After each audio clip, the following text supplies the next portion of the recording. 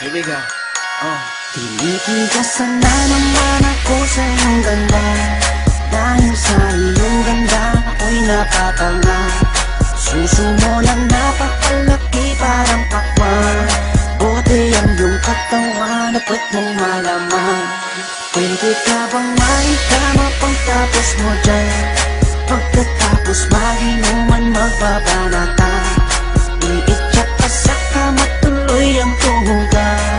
Para kang tinapay, pipi ko ang palaman.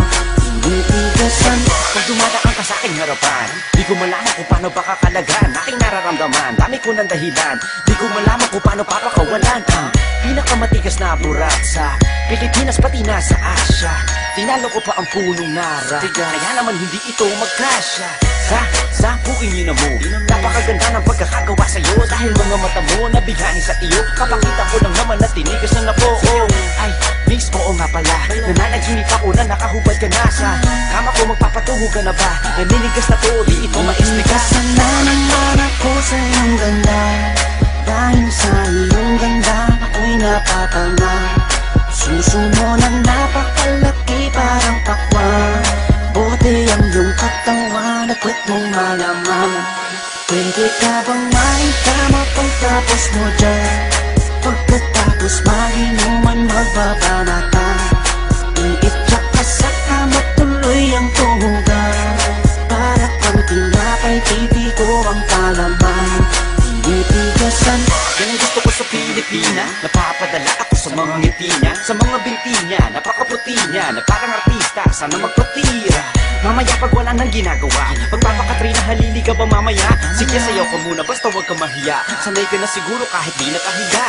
Alam mo naman na lalaki lang ako, dami kong kinahiligan pero puki mo gusto. Roromansahin kita na para bang si Hayden ko. Bibigay sa'yo lahat, ipapakain ko sa'yo. Dahil sa'yo lang ako unang tinigasan, sa'yo ko lang puputok pag ako ko'y nilabasan. Nakahubad na tayo parang si Eva Tadan. Kaya ngayon, tinitigasan na naman ako sa iyong ganda.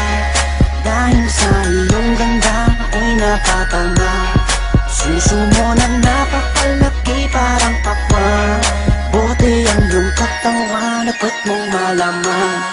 Pwede ka bang maikama pagtapos mo dyan?